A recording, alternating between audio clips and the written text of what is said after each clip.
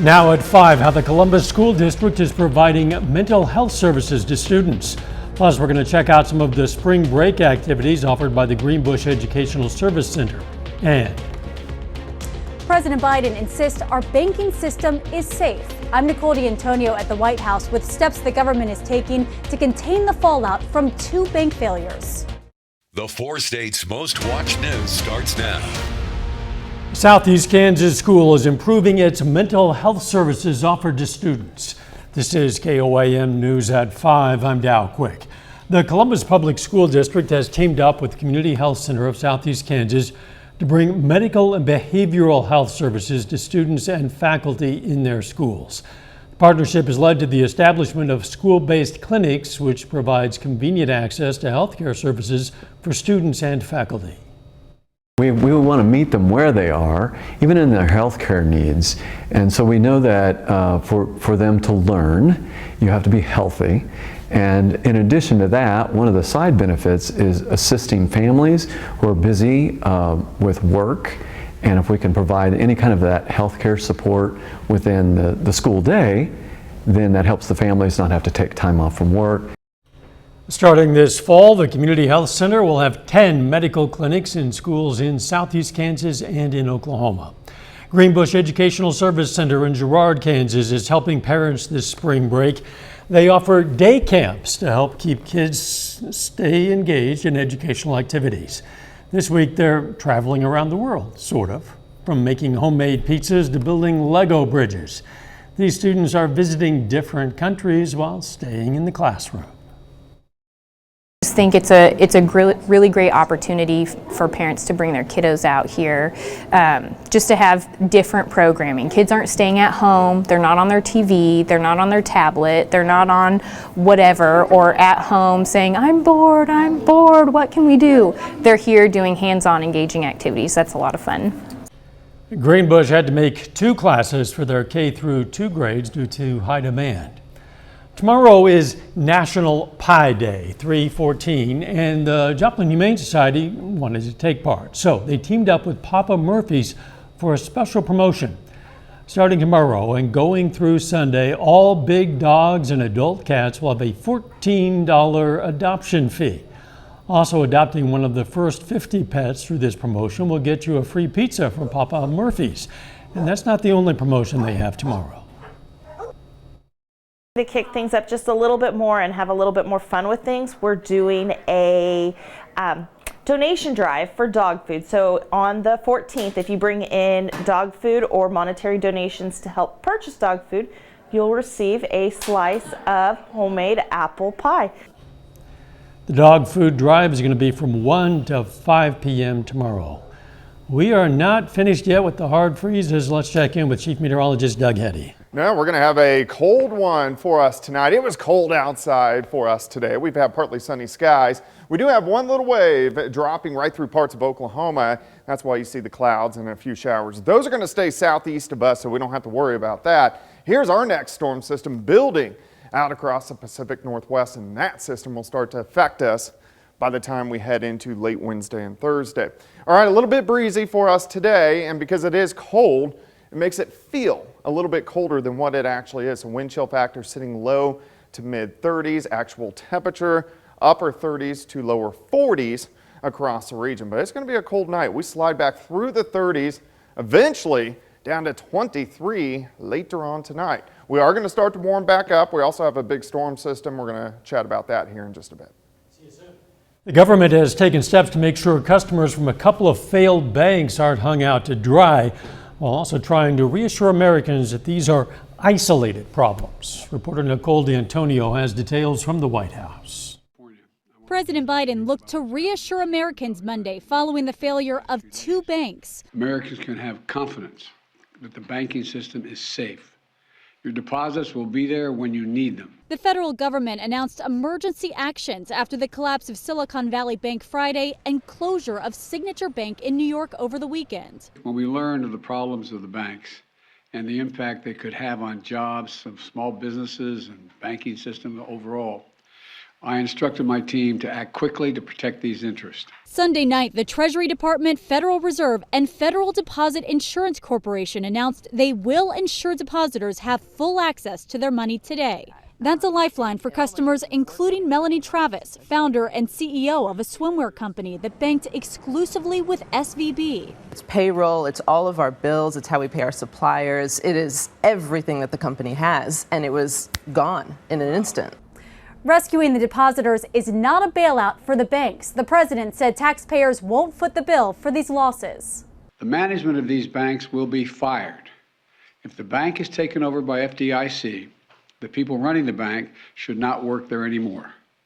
Third, investors in the banks will not be protected. Traders began dumping shares of bank stocks when the markets opened, with trading for some regional banks temporarily halted. Nicole D'Antonio, CBS News, the White House. The emergency actions taken by the government to protect customers of Silicon Valley Bank and Signature Bank could be extended to some of those regional banks if any of them should fail. Pope Francis celebrated Mass with cardinals in private today as he marks 10 years as head of the Roman Catholic Church. The 86-year-old pontiff released his first podcast, or Popecast, on Vatican media, saying, "Seems like yesterday that he was elected Pope." When asked what he would like for the anniversary, he said, "Peace would be a nice gift." Supporters are calling his papacy the Francis Revolution, crediting him with transforming the culture of the church from authoritarianism and power to service and kindness. Still ahead, how to get moving. We know that sitting all day isn't good for your health. I'm Jared Hill with a simple strategy to improve your health. Plus, a trend in sudden infant death syndrome. Those stories next in Health Watch. Topping today's Health Watch, a study in the journal Pediatrics finds from 2019 to 2020, the sudden infant death syndrome rate increased 15%, becoming the third leading cause of infant deaths in the U.S. Researchers say it's unclear why, but it could be due to the pandemic or to changing death certification practices. Men who actively monitor their localized prostate cancer have the same survival rates after 15 years as men who undergo radiotherapy or surgery. That's from the largest study of its kind, published in the New England Journal of Medicine. Researchers found men who had undergone surgery or radiotherapy experienced negative effects to their urinary, bowel, and sexual function for up to 12 years. If part of your plan for the spring has been to get up and get moving a little more, well, listen up. A new study suggests a simple prescription for those of us who sit for long periods during the day. Reporter Jared Hill has more. On the path to a healthier life. So how hard does this exercise feel for you? New research shows some quick strolls throughout the day can go a long way. Scientists have known for years that spending too much time sitting can increase the risk for heart disease, diabetes, even some forms of cancer. More cognitive tests? But Dr. Keith Diaz at Columbia University Irving Medical Center says his new research is revealing a simple solution. We found a 5-minute light walk every half hour offset many of the harms from sitting. The study adds to growing evidence that breaking up prolonged sitting is necessary, even if someone exercises on a daily basis. Why did you decide to even get involved with the study? Because I had a major change of life. I retired. Stephen Solomon says without the daily commute to the office or the activities after work, he found himself just sitting around a lot more. So I have to kind of self-manage this, but in order to do this, you need to know what's helpful. Researchers say you don't need to do anything too rigorous. Just a slow walk like that can make a surprising difference. Taking a walking break every half hour and walking for 5 minutes reduced the blood sugar spike by 60%. Those are levels that are similar to what you'd see if someone were using insulin injections or diabetic medications to control blood sugar. But the team recognizes that may not work for everyone, which is where their current research comes in. I think the goal is for people to say, okay, based off of my lifestyle, based off of the work that I do, this is a strategy that I need to use. Not a magic pill, but maybe a more helpful prescription to put many of us back on the right track. Jared Hill, CBS News, New York. Researchers stress this should not be thought of as a replacement for regular exercise. A new clinical trial finds this wrist device developed by UK scientists could offer relief for people with Tourette's syndrome. 13-year-old Milo Roberts took part in the trial, recording his tics without using the wrist device. Then, after turning it on, researchers say the wristband's electrical pulses helped his tics diminish. The trial found the wristband reduced the severity and frequency of tics by more than 25%. And that is a look at today's health news. A little bit later, details on a new oil drilling project in Alaska approved by President Biden. Plus, we got cold temperatures moving in for us tonight. We're going to look at that coming up.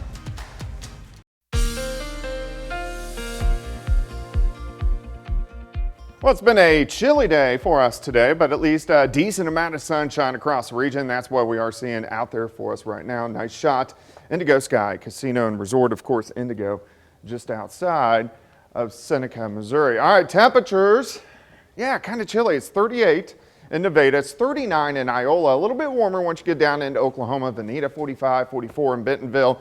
We have Carthage sitting at about 39. Looks good. 7th and range line. Currently sitting at 40. Northerly winds 5 to 10. Humidity 49%. Through the evening. Yes, the sun is setting later, but it's going to be chilly. We'll slide back through the 40s, 30s, all the way down to 23 later on tonight. But we do have pretty much clear skies. You don't have to travel far before you find the clouds. Showers down through parts of Oklahoma. A weak little wave. This is not going to affect us. What will is our next storm system out across the Pacific Northwest. That will change our weather up as we go through the next few days. All right, let's step through time. Let's go through your next 48 hours. Clear skies tonight. Cold. Everybody lower 20s when you wake up in the morning. As we go through the day, watch the winds. They start to switch out of the south. That's going to help our temperatures warm up. So upper 30s to near 40 by late morning, and I think most of us will go into lower 50s for highs. Lamar 50, 53 in Bella Vista, Parsons 53, 52 in Miami. Tomorrow night, with those southerly winds, we're not going to back down as much, mid 30s. Then on Wednesday, we soar all the way into lower 60s for highs. We are going to have a lot of clouds. This is where this next storm system is coming in. So then we only drop back into the mid 50s by the time we head into Thursday morning. All right, first off, day planner for you tomorrow. Cold start, but we get up into lower 50s. You can see plenty of sunshine across the region. Watch the winds. Tomorrow, breezy. But by the time we get into Wednesday, we're going to have winds gusting 25 to 30 to 35, and then winds gusting 40 to 45 as we go into Thursday morning and during the day on Thursday. Also notice this. Here's our cold front. This is Thursday afternoon. Along that front, we're going to get some showers and thunderstorms. So we'll most likely, we'll get some showers in here Thursday morning. They'll push on by, and then Thursday afternoon with our front, so we're talking 3, 4 o'clock, a band of showers and thunderstorms will drop through. And some of those could be a little bit on the strong side. Also notice the pink and the blue. So as we get into Thursday night, as that colder air rushes in, there's not going to be a lot of moisture left over, but we may switch briefly over to a little bit of snow by Friday morning. All right, so on Thursday afternoon, in the yellow, mainly the southern half of the region, we do have the potential to get some strong, maybe low-grade severe storms. So that's what we're going to watch as we go through the next few days. All right, 52 tomorrow, 62 on Wednesday, 62 on Thursday, those thunderstorms. Now look at this. Friday, back down to a high of only 41. Saturday, high of only 38. So the weekend's going to be dry. It's just going to be another, well, it's going to be colder than this past one. Oh. And then showers again, another severe threat late next week. Things are going to be greening up if they haven't already. We need to get these freezing temperatures behind us. We got a lot of days that are going to be below freezing. It appears that way. Thanks, Doug. Coming up, a growing workplace trend designed around the idea that less is more. Topping today's Consumer Watch, President Biden has approved a controversial oil drilling project in Alaska. The ConocoPhillips Willow project is a victory for proponents of the venture who say it's a much needed source of revenue and jobs for that remote region. The Willow project will include 3 drilling pads, but it's going to be 68,000 acres less than the oil company was initially seeking. It's a major blow to climate groups who have argued it's going to pose health and environmental risks with its carbon pollution. Lunchables, remember those? They're going to soon be part of a school lunch program, a number of programs. Kraft Heinz, the company behind Lunchables, said 2 new varieties will be in school cafeterias this fall. Lunchables Turkey and Cheddar Cracker Stackers and Lunchables Extra Cheesy Pizza. These are different than the ones found in grocery stores. The company says they have improved nutrition that meets federal guidelines for the National School Lunch Program. The rollout comes as school nutrition guidelines are becoming more strict. The latest office trend eases into the work week by doing less. It's called Bare Minimum Mondays. As Michael George explains, it's not about slacking, it's about self-care. Marissa Jo Mays came up with a solution to the dreaded start of the work week. This video is permission to do the absolute bare minimum today. The self-employed digital creator and startup co-founder practices Bare Minimum Mondays. You used to hate Mondays, but now you love them. From her home in Phoenix, Mays keeps the first 2 hours of her Monday free and schedules only 3 tasks for the day. It was like some kind of sorcery had happened. As soon as the pressure was gone, I was more productive than I'd been in a long time. You'd make a to-do list that was way too long, thinking you could overachieve your way out of the stress, but you never did. Mays promoted the concept with TikTok videos, and they went viral. People relate to the stress that I'm describing and the overwhelm that I'm describing. And when they hear about the changes that I feel now, they want in. Bare Minimum Mondays is the latest strategy to combat ever-increasing work burnout. According to the job search engine and review site Glassdoor, the phrase mental health in company reviews jumped 91% from 2019 to 2022. Burnout mentions were up 42% in that same time. Now, workers are experimenting more with boundaries. If employers are concerned about how this is playing out in the workplace, it's a great time to reopen the discussion about how burnout is affecting employees. While the bare minimum approach isn't possible for all workers, Mays says there are ways everyone can improve their day. It's really asking these questions that can start to get people thinking about themselves as also a human in addition to an employee. And it's working. And that doing less can be more. Michael George, CBS News, New York. Seems a lot of consumers expect to see inflation come down within the next year. That's according to new Federal Reserve Bank data. Consumers believe they're going to see relief on prices for food, rent, medical care, and gas. However, those surveyed say they do expect median home prices to rise about 1.5%. Measurements of inflation expectations are closely watched by federal officials as they seek to bring down the highest inflation in decades. A final check of the forecast next.